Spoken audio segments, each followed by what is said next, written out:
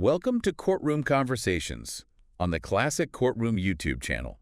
I'm Dylan Brooks Hamilton. And I'm Susan Kelly Ashford. And we are ready to deep dive into a breaking financial news story. That's right. That has everybody talking. It really does. Capital One Yeah. is being sued by a U.S. watchdog. Big news. And trust me, Ooh. you are going to want to hear this. Tell me more.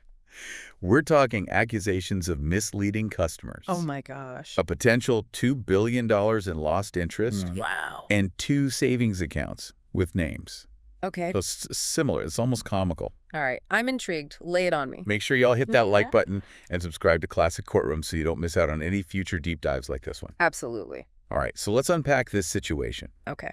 The core of the CFPB's complaint revolves around Capital One allegedly freezing interest rates on their 360 savings accounts, Okay. while simultaneously offering much higher rates on a new product called, Oh. wait for it, Okay. 360 Performance Savings. Oh. I mean, talk about confusing. Yeah. The names are definitely strikingly similar, and that's definitely part of the issue here. Yeah. But what's truly concerning is the impact that this could have had on everyday folks like you. Right. Imagine you're diligently saving money while interest rates are rising nationwide. Yeah. Instead of your savings growing at a decent pace, Right. you're stuck with a low-interest account, essentially missing out on significant potential earnings. Ouch. And that's exactly what the CFPB is alleging that Capital One did to millions of its customers. And we're not talking about small change here. No, we're not. The article highlights that 360 savings accounts are currently yielding just under 0.50% interest, Okay.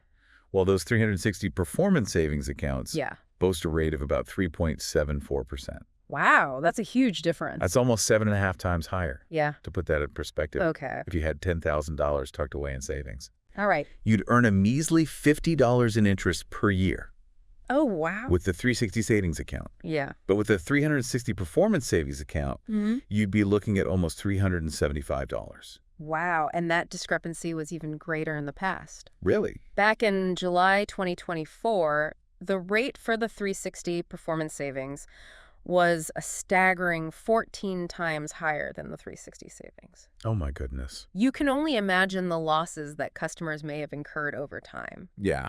But here's where it gets really interesting. Okay. The CFPB claims that Capital One didn't exactly go out of their way to inform 360 savings customers about this higher yielding option. That's right.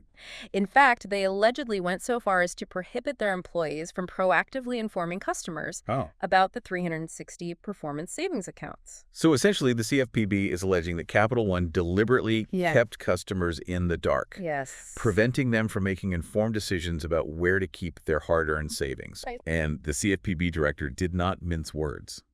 No, he did not. He's quoted in the article saying banks should not be baiting people with promises they can't live up to. Yeah, and to really understand the weight of this statement, we need to understand what the CFPB is and what it does. Yes, let's shed some light on that. Okay, so the CFPB, or the Consumer Financial Protection Bureau, is an independent agency of the U.S. government. Got it. Think of it as a watchdog for consumers in the financial marketplace. Okay. Their primary goal is to ensure that financial institutions like banks, lenders, and credit card companies treat consumers fairly and transparently. Makes sense. This means protecting people from deceptive practices, predatory lending, and abusive debt collection tactics. So in this case, Yes. the CFPB is essentially arguing that Capital One's marketing and communication practices were deceptive. Potentially costing their customers significant amounts of money. Yeah, but as with any good legal battle, there are 2 sides to this story. Absolutely. Capital One has come out swinging,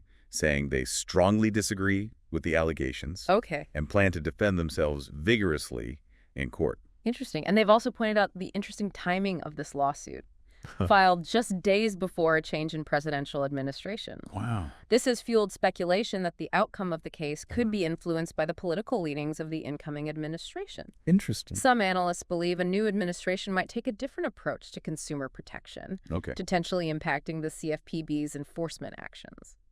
So we have accusations of deceptive practices, a potential $2 billion in lost interest, Yeah. 2 savings accounts with confusingly similar names, and a political subplot. That's right.